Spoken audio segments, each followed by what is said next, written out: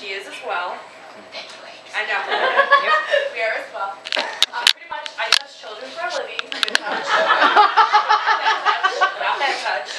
So we have to like pose the child, you know, like sit up straight. I had an 8th grader the other day that I wanted to kill because he had the spring head, and every time I posed him, he put his head right back. Put his head right back. Put his head right back. And seriously, I was like, "Are you flipping kidding me, kid?"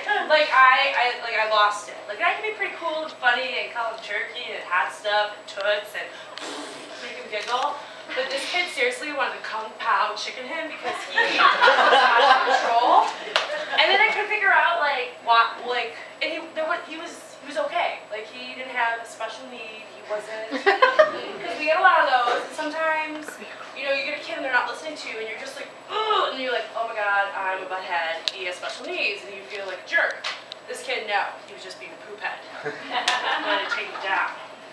But in my job, every day is different. Every day it's a new challenge. There's kids who are kind of awkward and look at the camera like this. And when you tell them to smile, they go, "It's kind of my look."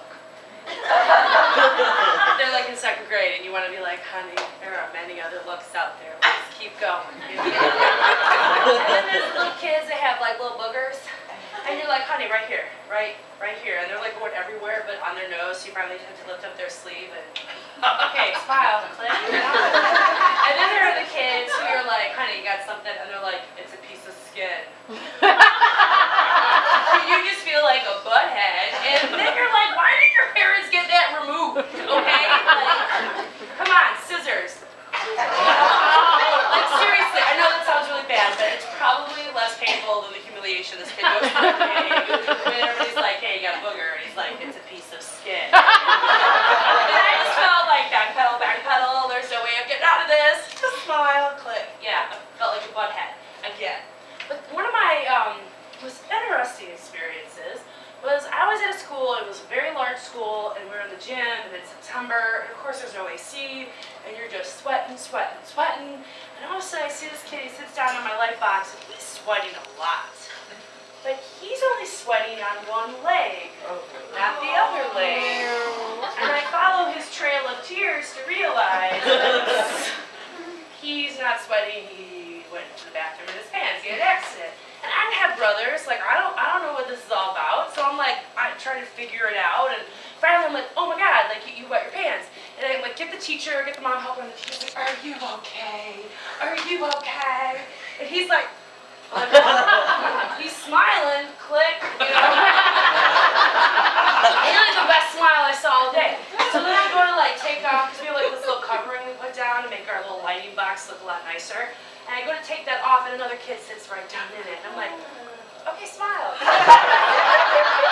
tried to warn you, you weren't listening, you know? So I get that off, and I shoot a couple other kids. Not literally shoot, but you know, that's terminology in the biz. Shoot the kids, you know?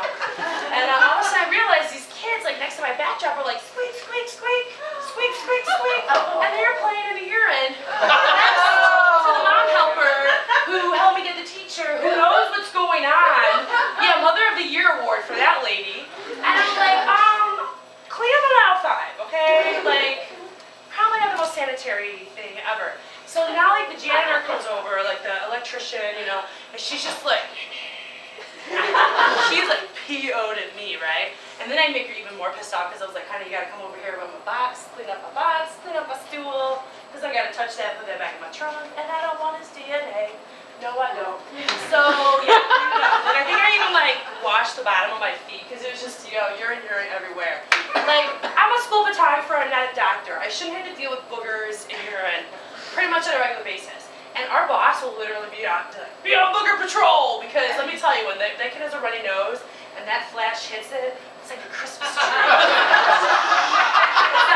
And sometimes, you know, I'm kind of tall, so I can't, you know, I gotta go like this to like every single kid, you know, to see that little shine.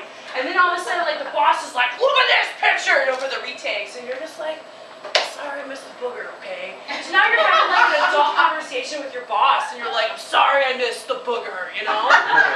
Like, you don't feel very grown up sometimes. But sometimes, like, the kids are really cool. Like, I was doing 8th grade pictures, and there was this kid who, he either had come out of the closet or he was about to, and he was in 8th grade, so I give that kid props, you know? So he's totally like hanging out with other girls and like kind of tortured, a little bit emo, and he says something like really snarky and sarcastic. I wish I could remember what he said, but I just like, I lost it. I was like, I almost peed my pants. And I was like, dude, we should totally get married. Yeah, we can get matching tattoos. I was like, oh my God, what will they say? And he said, I love school. He was like the coolest kid ever. Like, I don't, like, seriously, I think I did pee a little bit because I was laughing. Like, it was one of those like knee slappers. Like, he just like made me die. And we have like, you know, we have some like coworkers, and everybody has like a funny tale, funny story. Like, you know, we got our friend Megan who, she's trying to get the kid who's sitting on her stool to like raise up the stool by, you know, taking the lever. But she's trying to explain it to him. She's like, just go like this. Just go like this. She's doing it to like an 8th grade kid. And like, he's just like, ah. And it's just like, she's awesome. Like, she cracks me up. She actually told me that story. It's really funny. Well, one of the best times ever was, it's a Sunday night, and I'd have to get up early the next day. And my job, like, I have to get up really, really early, guys. Like, okay, granted, most of them probably gets up earlier than me, but I am not a morning person. Oh, no. I am not at all. Not at all. And most days it's anywhere between like 5:30 and like 6:30.